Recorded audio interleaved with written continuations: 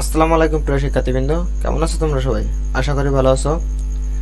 ঢাবির ব্যবসা শিক্ষা শাখার ইউনিটের ফল প্রকাশের দিনক্ষণ জানা গেল। দেখো, এই বিষয়ে একটি নিউজ করেছে দ্য ডেইলি ক্যাম্পাস। দেখো তারা কি বলেছে। আগামী বৃহস্পতিবার 20 মার্চ ঢাকা বিশ্ববিদ্যালয়ের 2024-25 শিক্ষাবর্ষের ব্যবসা শিক্ষা ইউনিটের আন্ডার গ্রাজুয়েট প্রথম বর্ষ ভর্তি পরীক্ষার ফলাফল প্রকাশিত হবে। অর্থাৎ আগামী 20 তারিখ তোমাদের ঢাকা বিশ্ববিদ্যালয় ব্যবসা শিক্ষা শাখার ইউনিটের ভর্তি পরীক্ষার ফলাফল প্রকাশ করা হবে। বিষয়টি নিশ্চিত করেছেন ব্যবসা শিক্ষা অনুষদের ডিন ও ভর্তি পরীক্ষার প্রধান সমন্বয়কারী অধ্যাপক ডক্টর মোহাম্মদ ওসমান ইমাম।